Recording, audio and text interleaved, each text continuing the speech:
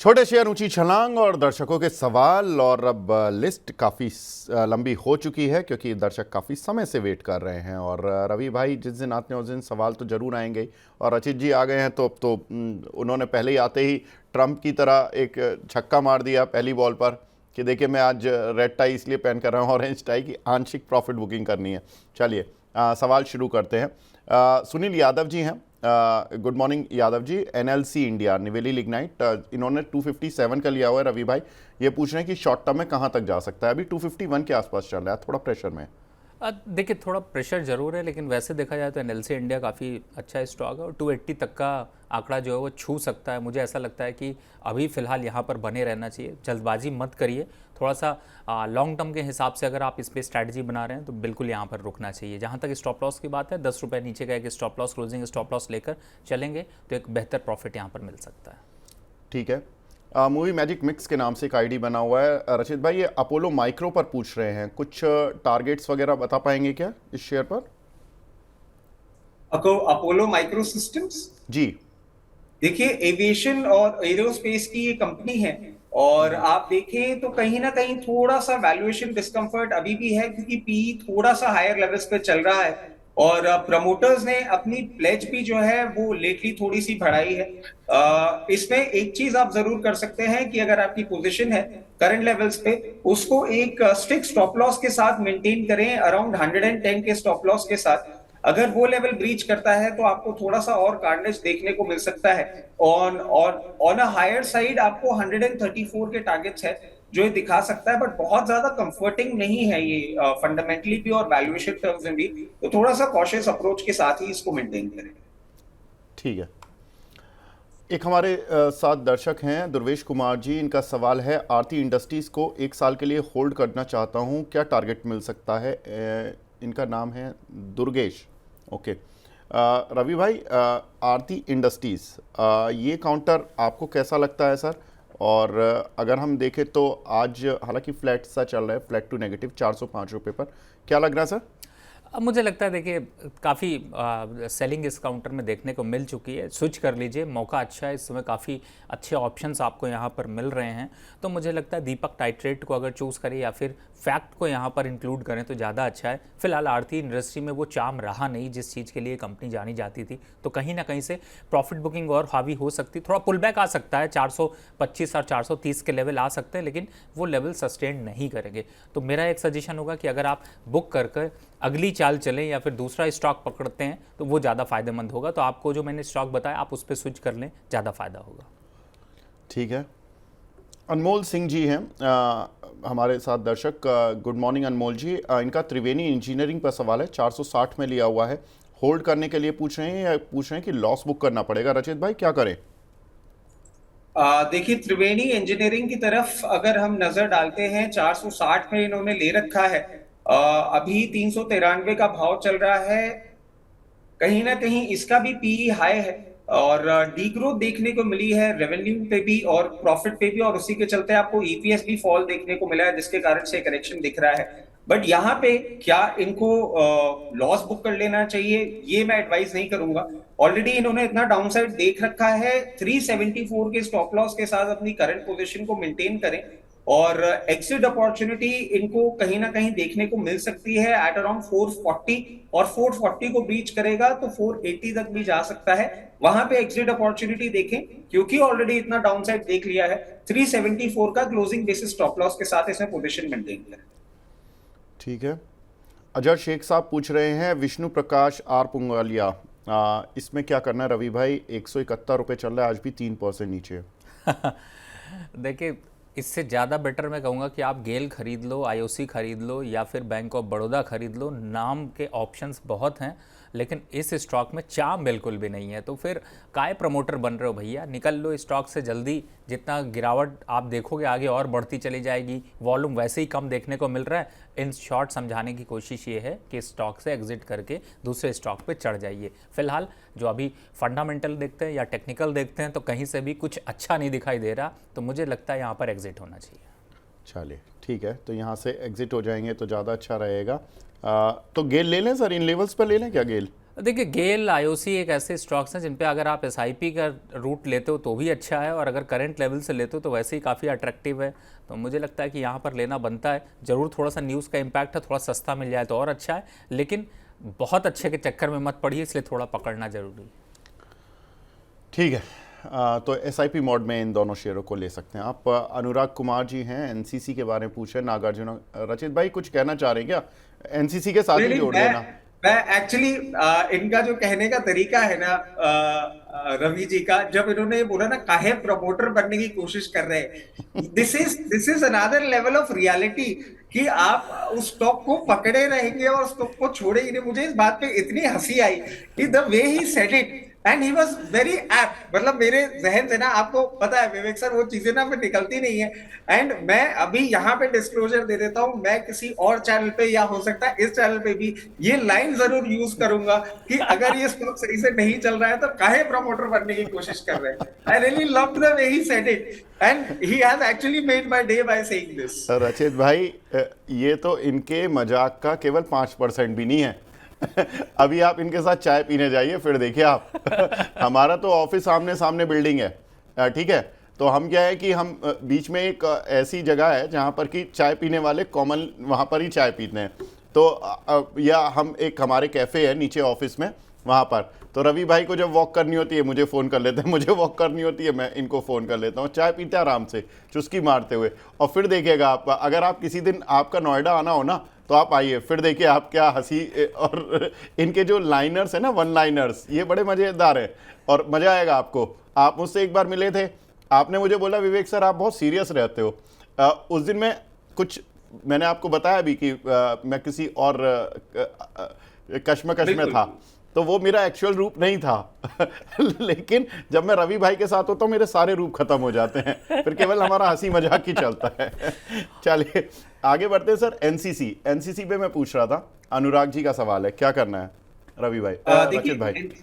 जी, NCC में आप देखिए थोड़ा सा कहीं ना कहीं इसको एक रेजिस्टेंस फेस हो रहा है 216 के लेवल पे। वहां अगर ये ब्रीच करता है तो बहुत कंफर्टेबली आपको एक बार ये मूव करता हुआ 274 तक का भी मूवमेंट दिखा सकता है। अपनी पोजीशन बिल्कुल मेंटेन करें। और अगर आप स्टॉप लॉस का लेवल इस पे देखें तो 185 के लेवल्स पे आ रहा है, तो इन दो लेवल्स के बीच में मेंटेन करने के लिए आप इसमें पोजीशन मेंटेन कर सकते हैं। टेक्निकली ये बुलिश ट्रेंड में ही दिख रहा है। ठीक है। रवि मोदानवाल जी का सवाल है एमटीएनएल पर। 1400 शेयर हैं रवि भाई, इनके पास 47 के।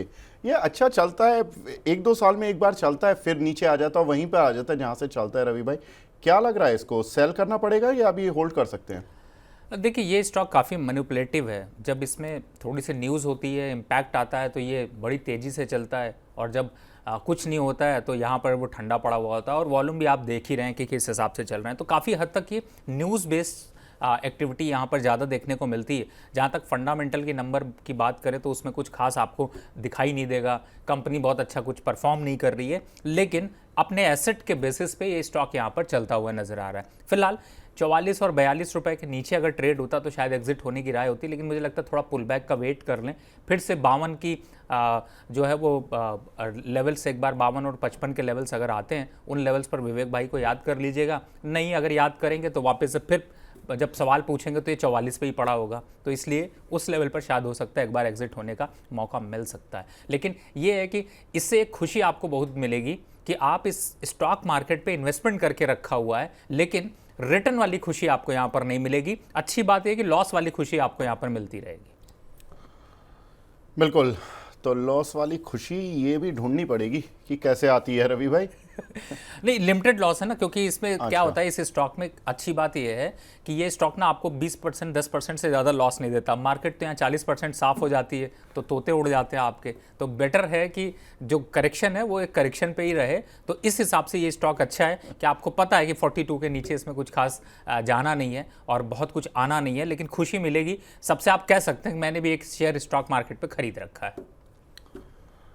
ठीक है, चलिए ये भी एक तर्क है। अब देखिए रवि भाई अब शुरू हो चुके हैं, अब जनरेटर को तेल मिल चुका है। अब ये ऐसे ही आज हंसी मजाक करने, और मैं तो बोल ही रहा था जैसे ही आए थे ना कि आज शैतानियां होने वाली हैं। नहीं, मैं तो इस लिस्ट पे कई स्टॉक को मैंने इसी कैटेगरी में रखा हुआ है जिससे लोगों को खुशी मिलती रहे कि इन्वेस्टमेंट कर रखा है। जैसे एग्जांपल के लिए दो एक स्टॉक बताता हूँ। यस बैंक इसी खुशी को देता है, दूसरा जेपी एसोसिएट इसी खुशी को देता है, रिलायंस पावर इसी खुशी को देता है। तो मैं इसीलिए, क्योंकि देखिए सुजलॉन, चाहे आप कितना भी कह दीजिए कि यहाँ प्रॉफिट बुक कर लो, एग्जिट कर लो, भला सुन ले, अगर कोई अगर सुनना हो तो वो सुनेगा नहीं आपकी, तो बेटर है। वोडाफोन भी आता है इसी पे। तो मुझे लगता है कि ये 5 पांडव जो हैं वो 5 पांडवों की तरह नहीं ना काम करते हुए दुर्योधन बन जाते हैं मार्केट के। लेकिन ठीक है, कहीं भी खुशी मिले तो अच्छा है। देखिए ये बात होती है कि इस पे सुनते कोई नहीं है, बट राय ज़्यादातर लोग लेते हैं। बिल्कुल मान सकता हूँ, रवि भाई बोल रहे हैं तो रचित भाई, आपने बोला था कि मैं टाई इसलिए पहन कर आया हूँ कि आज मुझे लग रहा है कि प्रॉफिट बुकिंग होनी चाहिए। सर हो गई। सत्येंद्र श्रीवास्तव जी यही कह रहे हैं कि सर निफ्टी डाउन हो रहा है, क्या रीज़न है सर? सत्येंद्र जी अभी रीज़न बताए सर। 2-3 वो डोनाल्ड ट्रंप साहब ने, हमने बोला था ना कि वो ट्वीट मार रहे हैं, वो लोगों को बता रहे हैं कि वेनेजुएला पर जो टैक्स है, वो जो भी कंट्री वहाँ से तेल खरीदेगा मैं उस पर 25% टैरिफ लगा दूंगा। इंडिया खुद तेल खरीदता है वहाँ से, और उसमें सबसे ज़्यादा रिलायंस खरीदती है, तो इसी वजह से मार्केट थोड़ा नीचे आ गया सर। तो ये थोड़ा सा है। और दूसरा, रेसिप्रोकल टैरिफ 2 अप्रैल से लगना है। हालांकि अमेरिका की टीम आ गई है इंडिया में बात करने के लिए, आज से लेके और 29 मार्च तक बातचीत होगी। अब अगर वो बातचीत सकारात्मक होती है तो मार्केट उस दिशा में जाएगा, और अगर नकारात्मक हो गई गलती से या कोई आउटकम फ्रूटफुल नहीं निकला तो मार्केट उस तरह से रिएक्ट भी करेगा। मैं यहाँ पर बोल दूँ कुछ? जी सर। अरे सर देखो सत्येंद्र जी, चुपचाप प्रॉफिट बुक कर लो, रीज़न ढूंढने की कोशिश मत करो। ये सब टीवी वालों के रीज़न बताने के रीज़न है, क्योंकि उनको भी तो अपनी दुकान चलानी, तो कुछ बोलेंगे ही बोलेंगे। तो मेरे को लगता है कि अगर बहुत से चैनल देख रहे होंगे तो उस पर आपको नज़र आ रहा होगा, मैंने कहा था प्रॉफिट बुक कर लो, मैंने कहा था ये कॉल, अरे सुनिए विवेक भाई ये कॉल मैंने दी थी। इस तरीके की लैंग्वेज आपको सुनाई दे रही होगी बहुत से चैनल पे, शाम को रील पे भी दिखाई देगी। लेकिन समझदारी यही है कि ट्रेंड को अपना फ्रेंड बनाइए। और चूंकि विवेक भाई तो फेमस ही हैं इस चीज़ के लिए कि उनका, आप देख ही रहे, शो एकदम सुपर हिट होता जा रहा है। लेकिन फिर से मैं देख रहा हूँ यार, आज पहली बार आपके साथ बैठ के देख रहा हूँ, लाइव में लोग बहुत कम जुड़े हुए हैं। क्या मज़ा नहीं आ रहा? दूसरे चैनल देखने में मज़ा आ रहा है। देखो देखो, जब लग जाएगी वापस यहीं आओगे, कोई दिक्कत नहीं। नहीं नहीं, आ जाएंगे, अभी आ जाएंगे रवि भाई, कोई दिक्कत नहीं है। वैसे आप ही के लिए एक सवाल भी आया रवि भाई। ये जो है ना, सुनील कुमार जी ये पूछ रहे हैं कि good morning Ravi sir, Prestige Estate की एंट्री लेवल क्या होगी लॉन्ग टर्म पर्पसेस से? हाँ सर, छोड़ दो प्रेस्टीज स्टेट और ब्रिगेड और डीएलएफ, इनको छोड़ दो। यहाँ से कम 20% का करेक्शन आपको देखने को मिलेगा। तो फिलहाल अगर आप एंट्री लेवल देख रहे हैं तो मेरे हिसाब से अभी तो नहीं बनता। आफ्टर मेरे हिसाब से अगर बनता भी होगा तो शायद जुलाई और अगस्त में जाके बनेगा। लेकिन इस बीच में अगर आप खरीद लेते हो तो आपको कुछ खास मज़ा नहीं आएगा। तो मेरे हिसाब से मैंने 3 स्टॉक्स के नाम बता दिए, अगर ये स्टॉक्स आपके पोर्टफोलियो में है तो एग्जिट कर लीजिए। ठीक है। अब एक हमारे साथ इंदौर से कॉलर भी जुड़ चुके हैं, जय पटेल साहब। पटेल साहब good morning. Good morning sir. Sir कैसे आए हैं आप, क्या हाल? सर बहुत बढ़िया है, बढ़िया है सर, आप क्या बताइए? सर आपके सामने उपस्थित हैं, तीनों लोग उपस्थित हैं, हंसी मजाक कर रहे हैं, मार्केट रिकवर हो गए हैं। पिछले 7 ट्रेडिंग सेशन में तो दिल को आराम मिल रहा है, आप लोगों की आवाज़ों में दम दिख रहा है, आपके पोर्टफोलियोज थोड़े से रिकवर हुए हैं, बस यही हमारी खुशी है। सर बताइए आज की क्वेरी। सर मेरे पास गेल इंडिया के 230 शेयर है 182 के प्राइस पे। ठीक है। तो सर आगे क्या करना है मेरे को? वैसे तो पटेल साहब अभी 5-10 मिनट पहले ही रवि जी ने बोला था कि इसको तो एसआईपी मोड में बाय कर चलें। अब चूंकि रवि भाई नहीं बोला है तो मैं इसका आंसर भी रवि भाई से ही लूँगा। रवि जी 182 के लिए हुए हैं 230 शेयर, क्या करना है?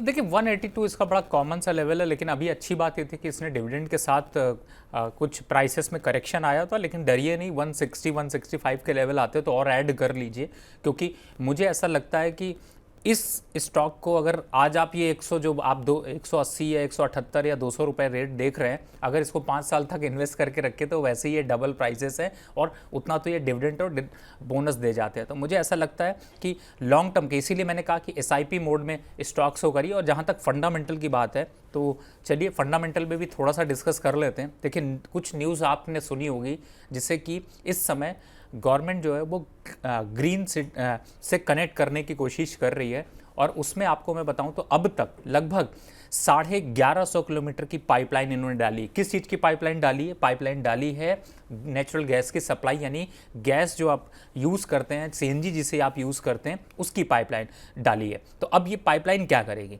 ये पाइपलाइन, ये रेंटल इनकम इनकी मस्त होने वाली है आगे, यानी कि फंडामेंटल लॉन्ग टर्म पे 5 से 10 साल के लिए काफ़ी बड़े और स्ट्रांग होने वाले हैं।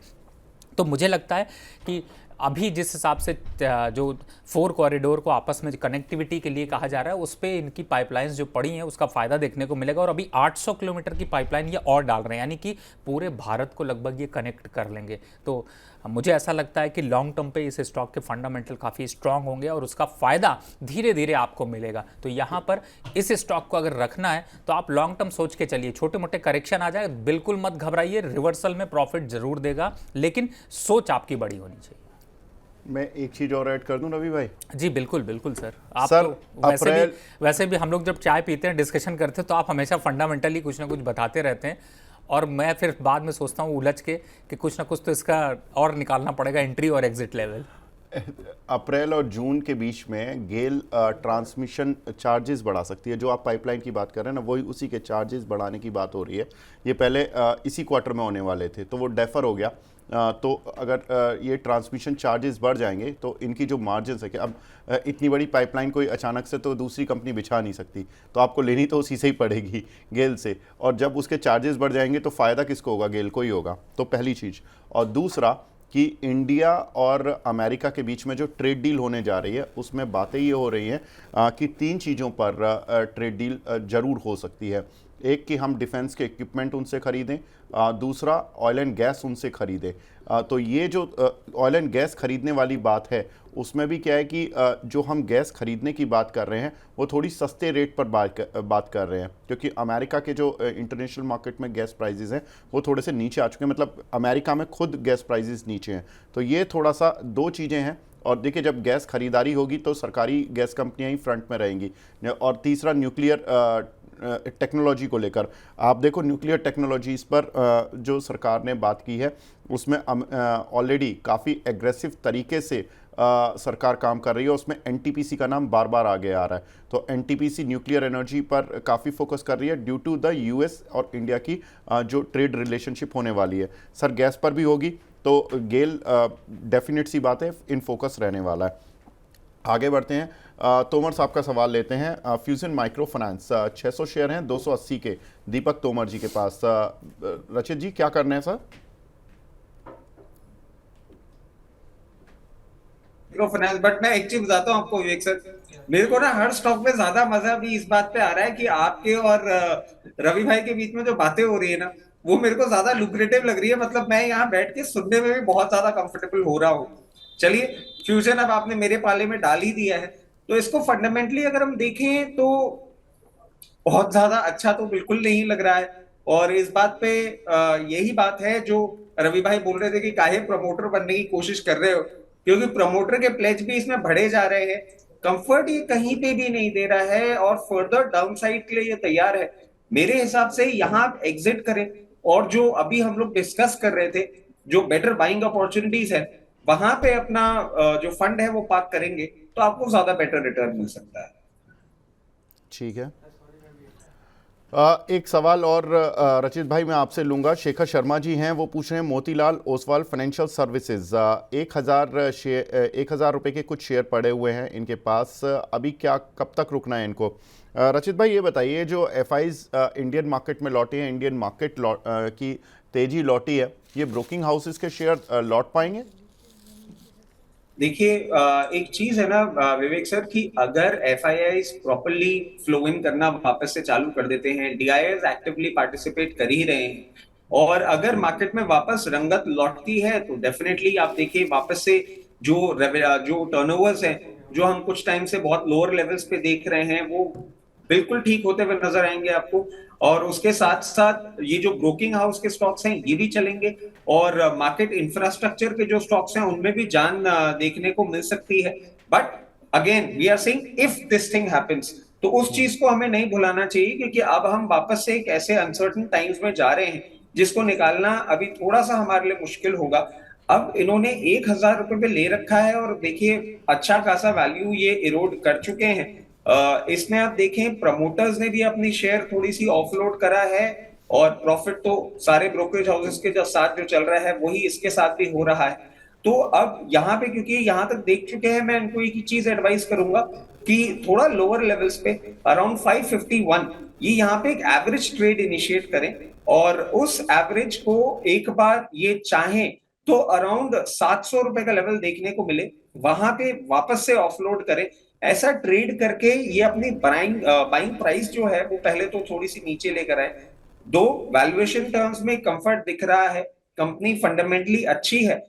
मेरे हिसाब से ये बाइंग ट्रेड इनिशिएट करके आप अपनी जो बाइंग प्राइस है वो नीचे लेकर आके और मेंटेन करें और 810 रुपए के ऊपर ये जैसे ही पोजिशनल बेसिस पे सस्टेन करता है, इनको वापस से इनके भाव भी आते हुए देखने को मिल सकते हैं।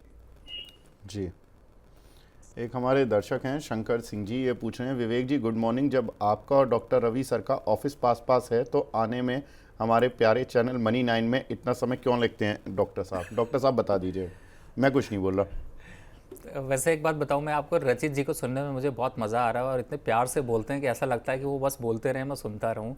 तो आंसर यही है, समझ रहे होंगे कि जब जिस चीज़ का आंसर ना मिले उसके लिए ज़्यादा अच्छा होता है कि किसी दूसरी तरफ मूव कर जाना चाहिए। एक्चुअली में सर चाय ऐसी प्यारी सी चाय जो है वो विवेक भाई बुलाते ही नहीं है कि पीजिए आके, वो नीचे चाय पिला के निकल जाते हैं नीचे। तो शंकर जी कुछ नहीं बोल रहा, मैं आपको कुछ नहीं बोल रहा सर। रवि जी अब दूसरे मोड में आज। अच्छा रचित जी आपको चाय के लिए बुलाया इन्होंने कभी स्टूडियो पे कि चाय पीने के लिए स्टूडियो आ जाइए? सर मुझे तो कभी कहीं नहीं बुलाया इन्होंने, मैं ही इनके पीछे पड़ा रहा हूँ इनसे मिलने के लिए। अब वो आप सारी बात छोड़िए, और मैं तो सर मैं आपको बताऊं पूरे टाइम पीछे पड़ा रहता हूँ, चाहे विवेक सर हो, सुमित सर हो, संदीप सर हो, कोई बुलाते ही नहीं सर, स्टूडियो में भी नहीं बुलाते। बताइए, हम तो आने को तैयार बैठे हैं। Sir same here. बहुत बढ़िया, ठीक है रचित भाई, हमने जो लंच डिनर किया वो सब वेस्ट था। अब मैं कुछ नहीं बोलूंगा। और रवि भाई ने तो मतलब रवि भाई के साथ तो मेरे चाय पीने की जो संख्या है शायद मैं गिन भी नहीं सकता, और ये अभी चाय पर मेरे को बता रहे हैं। ठीक है, कोई बात नहीं, आज आप दो लोग हो, आपका वोट ज्यादा है। नहीं, वैसे विवेक भाई जो है वो मार्च में मनी 9 पे आए थे और मार्च में ही मैं मतलब हम दोनों साथ ही में, मैं भी रैली ईयर में साथ आया था, मार्च में ही आया था। और हमने ऑफिस छोड़ो पहले चाय ही शुरू करी थी नीचे, पहले चाय पीते रहते, फिर धीरे धीरे काम होता रहेगा। लेकिन हाँ देखिए थोड़ी सी अनसर्टेनिटी इधर बीच हो जाती है, क्योंकि जब नई आप कंपनी ज्वाइन करते हैं, चूँकि हमारी कंपनी में जिस तरीके से है तो थोड़ा ट्रैवल बढ़ जाता है, जिसकी वजह से आ पाना थोड़ा मुश्किल होता है। अब ये कह सकते हैं कि डिजिटल कनेक्टिविटी भी कर सकते हैं, लेकिन ट्रैवल और डिजिटल कनेक्टिविटी और ऑफिस मीटिंग्स में थोड़ी प्रॉब्लम ज़रूर होती। लेकिन हाँ मैं वादा ज़रूर करता हूँ कि आता रहूँगा, आपको दिखता रहूँगा। और इसीलिए शायद मेरे ख्याल से विवेक भाई ने ही सजेशन दिया था, इसीलिए मैंने अपना यूट्यूब चैनल भी स्टार्ट किया कि एटलीस्ट लोगों से कनेक्टिविटी बनी रहे। तो कहीं ना कहीं से इसके जो मेरा यूट्यूब चैनल देखते हैं आप लोग, वो इन्हीं की सबके सजेशंस हैं, जिसकी वजह से मैं आगे बढ़ रहा हूँ। बिल्कुल, रवि भाई गायब हो गए थे, लोग जो शेयर्स में थे जो रवि भाई ने सुझाए थे अब हमसे पूछ रहे थे। अब हम रवि भाई से चाय पे ही पूछ सकते थे, लेकिन आंसर कैसे दे, तो मैंने कहा रवि भाई इसके लिए तो आप ही को आना पड़ेगा, मैं थोड़ी नहीं बोलूँगा आपकी जगह। I am not the market expert, मतलब मैं तो केवल ट्रिगर बताने वाला, मैं तो एंकर हूँ। खैर आगे बढ़ते हैं। नहीं, इस बात से मैं एग्री नहीं करता। इस बात से इसलिए एग्री नहीं करता क्योंकि मैं इतना ज़रूर दावे के साथ कह सकता हूँ कि पूरी इंडस्ट्री में आप अगर किसी को सुनते हैं तो आप ये बात जान लीजिए कि सब सिर्फ एंकर हैं, लेकिन ये एक ऐसे हैं जो कि पूरी R&D के साथ, रिसर्च के साथ, और इनफैक्ट ये खुद भी रिसर्च बहुत तगड़ी करते हैं, कई बार तो हमें उलझा देते हैं। तो मैं ये बिल्कुल नहीं मानता, और मैं समझता हूँ रचित जी भी इस चीज़ से एग्री करते हूँ। अब देखिए आज 2 वोट हो गए, मैं कुछ नहीं बोल रहा। रचित जी बोल दीजिए, आप भी बोल दीजिए। देखिए विवेक भाई, सबसे बड़ी बात क्या है, आज आप डबल R के साथ फंसे हुए हैं, तो आपकी चिंताजनक सिचुएशन होना जेन्युइन है। अब इसका मैं कुछ कर नहीं सकता। और इस पे मैं एक ही चीज आपको बोलूंगा कि आगे से थोड़ा सा ऐसा कुछ आप रूटीन बनाए कि महीने में कम से कम 1-2 बार ऐसा जरूर हो सके कि हमारा स्टूडियो में मिलना हो सके और आपके ऑफिस की चाय हमको पीने को मिले, तो डेफिनेटली इससे थोड़ा सा आपके लिए ही बेटरमेंट होगा, वरना वापस से हम जब मिलेंगे तो ये सब चीजें चलती रहेंगी। इसके साथ साथ जो अभी रवि भाई बोल रहे थे, मैं इस चीज को ऐड करना चाहूंगा, एंड नॉट दैट मैं यहाँ पे बैठा हुआ हूँ विवेक सर के सामने इसलिए ये बात कह रहा हूँ, बट यूजुअली जैसे लास्ट शो में ही देखा होगा कि अगर मैं कोई पर्टिकुलर चीज बोल रहा हूं और उस पर अगर विवेक सर अग्री नहीं कर रहे हैं तो he has a counter question as well.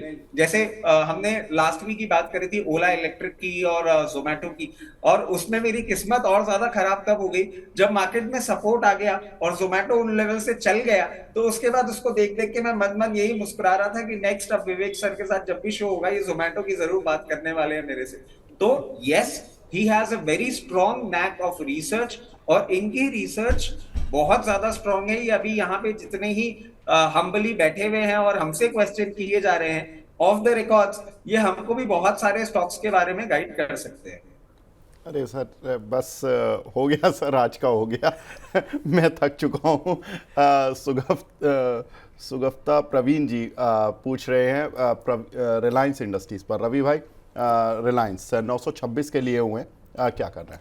देखिए प्रॉफिट बुक कर लीजिए क्योंकि थोड़ा बहुत प्रॉफिट बुकिंग यहाँ से बढ़ सकती है। हालांकि मैं लॉन्ग टर्म पे नहीं कहूँगा कि बहुत ज़्यादा कुछ करेक्शन होगा, लेकिन ये ज़रूर है कि जो अभी 1288 के रेट आ रहे हैं ये 1350 तक मैक्सिमम जा सकते हैं, लेकिन इतना लालच मत करिए। 1288 पे भी बुक कर लीजिए। वापस से लेना है तो आपको 1200 और 1150 के पास एंट्री मिल जाएगी। तो छोटी सी जॉबिंग के लेवल है, 100-125 पॉइंट यहाँ पर आप जॉबिंग कर सकते हैं। आपका बाय प्राइस 900 काफ़ी अच्छा है, वो लेवल्स तक तो फिलहाल नहीं जाने वाला है। तो मुझे लगता है कि लॉन्ग टर्म के बजाय बीच में थोड़ा शॉर्ट टर्म कर लीजिए, पार्शियली कर लीजिए, नहीं है तो आप छोटा कर लीजिए, यानी कि जितनी क्वांटिटी है उसका 40% तो एटलीस्ट आप बुक करके थोड़ा पैसा बाहर निकाल लीजिए, फिर डाल लीजिए, तो आपका स्टॉक का प्राइस और नीचे आता रहेगा और आप दोबारा आपके खरीदने के लिए कभी भी अवेलेबल है। तो आप ये स्ट्रैटेजी अपना सकते हैं।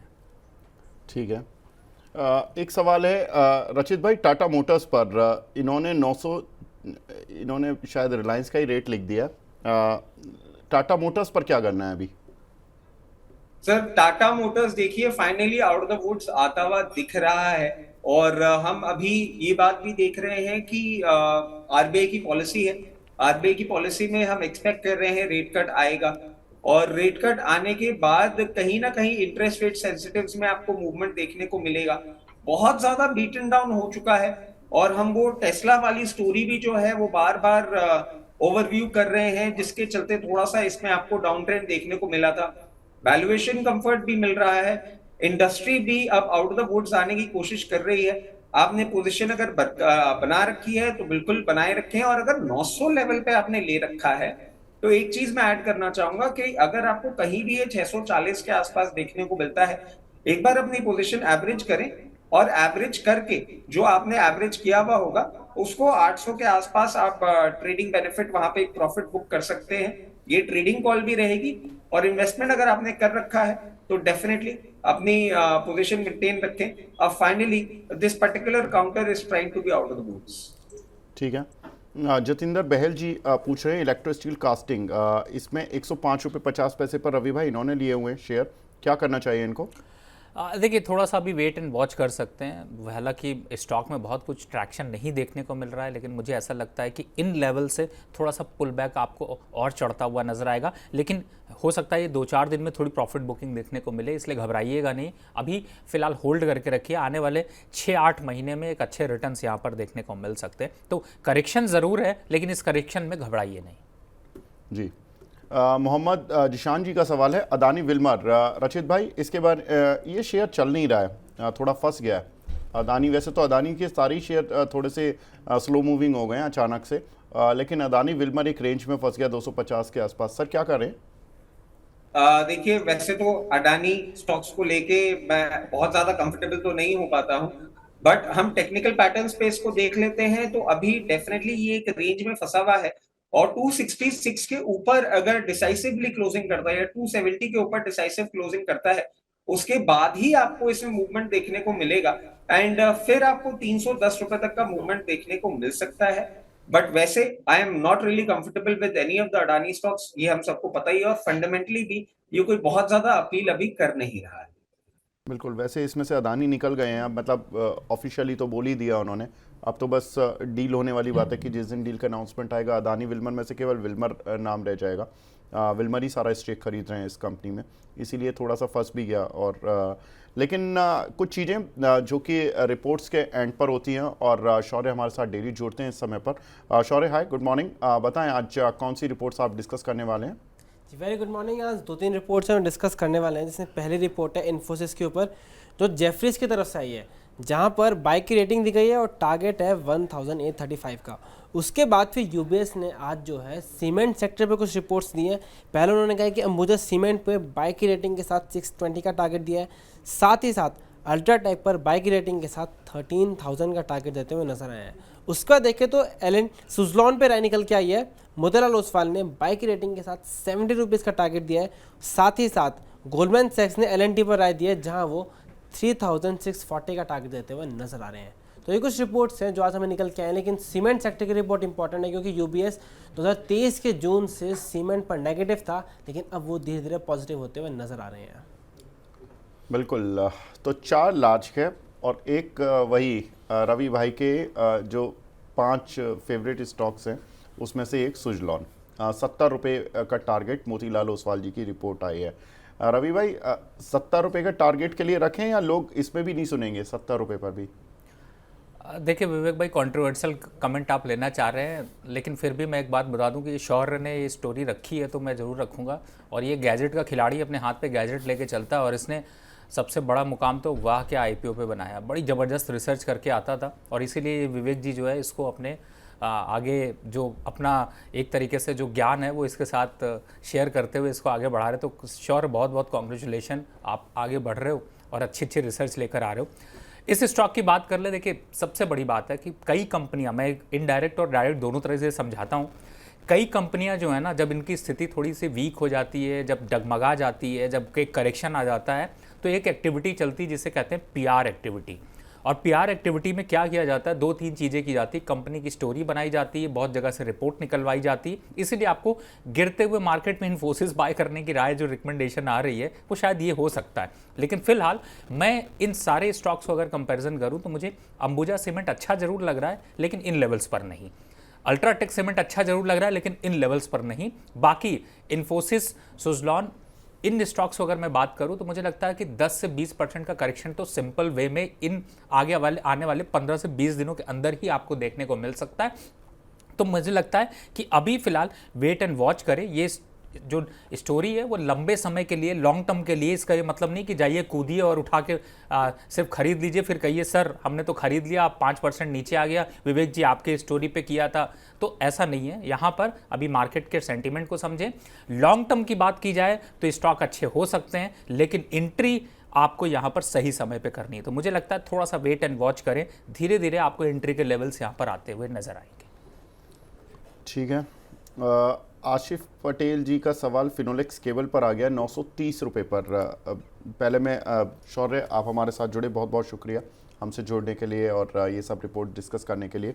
आशिफ पटेल जी का सवाल ले लेता हूँ। फिनोलेक्स केबल 930 रुपये के लिए हुए हैं रचित भाई इन्होंने, और टारगेट क्या रहेगा इसका? सर सबसे पहले तो विवेक सर एक चीज मैं बोल देता हूँ आपको, आज आपने बहुत ही खतरनाक काम कर लिया है। आपने रवि सर के साथ जो मुझे स्क्रीन शेयर करा दी है, मैं मतलब फ्रैंकली ऑन एंड ऑफ उनको देखता जरूर रहता था, बट आज क्योंकि पूरा कंटिन्यूसली 1 घंटा देख पा रहा हूँ, और ये जितनी बेबाक तरीके से सारी बातें कर पाते हैं, मतलब जो बातें मैं ऐसे ही बोल के रह जाता हूँ कि प्लीज मेरे से ये सब बातें मत बुलवाइए, और जो इन्होंने बात बोली है बिल्कुल सटीक है कि ये जो पीआर एक्टिविटीज जो काउंटर्स में चालू हो जाती है, और ये sir it is very difficult to come actually on air and talk like this. तो हैट्स ऑफ, आप ये बात इस तरीके से कर पा रहे हैं। बट ये बिल्कुल सटीक बात है कि इन रिपोर्ट्स पे बहुत ज्यादा ही एग्रेसिवली फॉलोअप नहीं हमको लेना चाहिए, और अपना जो दिमाग है वो पूरी तरीके से लगा के ही इन्वेस्टमेंट्स करना चाहिए। अब आ जाते हैं हम फिनोलेक्स केबल पे।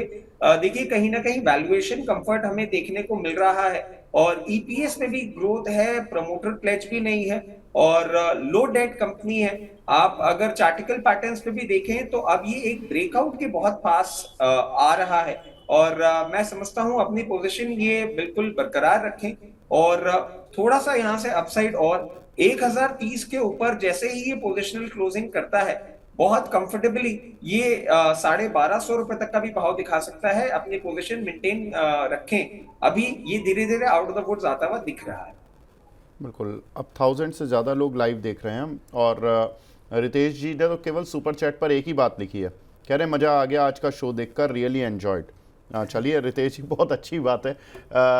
ये हम तीनों के लिए कॉम्प्लीमेंट हो गया कि चलिए ठीक है, आज हमने शायद सीरियस टॉक ज़्यादा नहीं करी है, लेकिन हमने आज हंसी मजाक ज़्यादा कर लिया। लेकिन सीरियस टॉक भी करते हैं। थाने प्रॉपर्टीज़ के नाम से एक आईडी बना हुआ है, उनकी भी सुपर चैट पर क्वेश्चन आया रवि भाई। जमुना ऑटो ये पूछ रहे हैं कि ऐड कर लें क्या? देखिए इस समय अगर ऑटो इंडस्ट्री की बात कर लेते हैं तो उसमें मैं इसलिए ऑटो इंडस्ट्री की बात कर रहा हूँ क्योंकि ज़रा एक बार को सबसे अच्छा ऑटो इंडस्ट्री को समझना है ना, तो कुछ मत करिए, 2-4 शोरूम घूम आइए और ये देख लीजिए कि गाड़ियों पे डिस्काउंट कितना चल रहा है, और उसके बाद आपको ऑटो के सारी क्लियरिटी मिल जाती है। अब आ जाते हैं, चूँकि जमुना ऑटो तो यहाँ पर पार्ट्स की सप्लाई करते हैं, तो उसकी डिमांड को अगर देखते हैं तो मुझे लगता है कि काफ़ी हद तक जो है वो करेक्शन जो देखने को मिला उसकी वजह ये रही क्योंकि अब उनके कॉम्पिटिटर, उनके पार्टिसिपेशन पे काफ़ी हद तक कंपनियां जो हैं वो आ गई हैं। अभी फ़िलहाल जमुना ऑटो लॉन्ग टर्म पे वैसे तो अच्छा है, लेकिन एवरेज करने के लिए थोड़ा सा और वेट करते हैं। यहाँ पर एटलीस्ट 1 महीने का कंसोलिडेशन हो जाए तो शायद आपको 70-75 के लेवल्स जो हैं वो अट्रैक्टिव नज़र आएंगे, लेकिन करंट लेवल पर अभी एवरेज करने की राय नहीं है। अगर आपके पास पोजीशन है बिल्कुल होल्ड करिए, लेकिन रिव्यू ज़रूर लेते रहिएगा, क्योंकि बीमारी के में कई बार ऐसा होता है डॉक्टर आपको कहता है कि आप अगले हफ्ते दिखा दीजिए, फिर हम कहते हैं हटाओ पैरासीटामोल खाया मस्त हो गए अब तो ठीक है कोई ज़रूरत नहीं है, लेकिन फिर पता चलता है कुछ दिन बाद टेस्ट कराया तो पता चला कि वो दवा की वजह से एक सप्लीमेंट की ज़रूरत और थी। तो इसलिए रिव्यू ज़रूर लीजिएगा। तो मुझे लगता है अभी 1 महीने तक आप अपनी पोजीशन होल्ड करके रखिए, लेकिन अगर 70 के नीचे जाता है तो विवेक भाई को फिर से तंग करिए। बिल्कुल। सुपर चैट अब दोबारा से काफ़ी आनी शुरू हो गई हैं। गणेश जी सिंह के नाम से आईडी बना हुआ है, हिंदुस्तान कंस्ट्रक्शन। रचित भाई, इनके पास 7000 शेयर हैं 30 रुपीज़ के, अभी क्या करना है इस शेयर पे? 26 रुपये की रेंज में चल रहा है। देखिए पिछले वीक भी हमने डिस्कस किया था, और 2 टेक्निकल ट्रेंड्स पे थोड़ा सा बाउंस बैक दिखा रहा है, बट वैसे कंफर्ट बिल्कुल भी नहीं दे रहा है ये। और इसमें एक ही चीज मैं बोलूंगा कि अगर ये जो पर्टिकुलर एक स्पाइक है ये मेंटेन हो जाता है तो इनको एक बार 29-30 रुपए का भाव मिल सकता है। वहां पे अगर ये चाहें तो एक बार एग्जिट करके अपना जो इन्वेस्टमेंट है वो कहीं और डिप्लॉय करेंगे तो इनको ज्यादा बेटर रिटर्न मिलेगा। इस पे बहुत ज्यादा स्टिक अराउंड करने की रिकमेंडेशन तो बिल्कुल भी नहीं रहेगी। ठीक है, एक और क्वेश्चन मिला है हमें सुपर चैट पर। ये 1v4 गेमिंग के नाम से इनका आईडी बना हुआ है। रवि भाई, इरिडा 190 पर कुछ शेयर लिए हुए हैं, क्या करना है? देखिए फिलहाल तो 185 के आसपास आके थकता हुआ सा नज़र आएगा। 190 पे लिया हुआ है, अगर आपके 190 के लेवल्स आते हैं तो इरिडा से प्यार हटा लीजिएगा और इसकी जगह पे पावर ग्रिड या टाटा पावर की तरफ मूव कर जाइए। अगर वो नहीं समझ में आ रहा है तो एनएचपीसी की तरफ मूव कर जाइए। इसका जो अपसाइड मैक्सिमम है वो 200 रुपये के आसपास आते ही वापस प्रॉफिट बुकिंग आएगी, फिर से 155 और 60 के लेवल आपको देखने को मिलेंगे। तो मुझे लगता है कि इन लेवल्स पर आता है तो आपको एक बार एग्जिट करना चाहिए। फिलहाल पुल बैक में है तो आपको मुझे लगता है कि 190 के लेवल आ जाएंगे। लॉन्ग टर्म अच्छा हो सकता है, लेकिन फिलहाल आगे आने वाले 6 महीने अच्छे नहीं दिखाई दे रहे हैं। ठीक है, देव वाजपेयी जी पूछ रहे हैं प्रीमियर एनर्जीज, ये आईपीओस के भाव पर लिए हुए हैं 450 के कुछ शेयर। रचित जी, ये डबल हो चुका है, 900 की रेंज पार हो चुकी है शेयर की, अभी प्रॉफिट बुक करें या होल्ड करना है? देखिए इसमें बहुत एक बेसिक कंसेप्ट है, अगर आपका इन्वेस्टमेंट डबल हो चुका है तो वैसे भी आपको 50% तो प्रॉफिट बुक कर ही लेना चाहिए। कोई भी फंडामेंटल हो, कितना भी स्ट्रेंथ आपको क्यों नहीं नजर आ रहा हो, ये बेसिक प्रिंसिपल है। और इसका जो फंड है वो आप कहीं और डिप्लॉय करें और ग्रोथ करने के लिए इसको, इसमें जरूर जो रिमेनिंग 50% है, अगर आप यहाँ पे 50% ऑफलोड कर देते हैं, रिमेनिंग 50% के लिए मैं आपको एक ही चीज बोलूंगा कि 960 के ऊपर अगर ये जाता है उसके बाद आपको ये एक बार अपसाइड 1100 रुपए तक के भी लेवल्स दिखा सकता है। पर करंट लेवल्स पे मैं जरूर आपको बोलूंगा कि यहाँ पे एक बार अपना 50% प्रॉफिट बुक करें और जो कैपिटल आपने इन्वेस्ट कर रखा है वो निकाल दें। कितना भी अच्छा क्वालिटी का स्टॉक क्यों ना हो, जहां पैसा डबल हो रहा है वहां 50% एग्जिट लेना ही एक सेंसिबल डिसीजन होता है।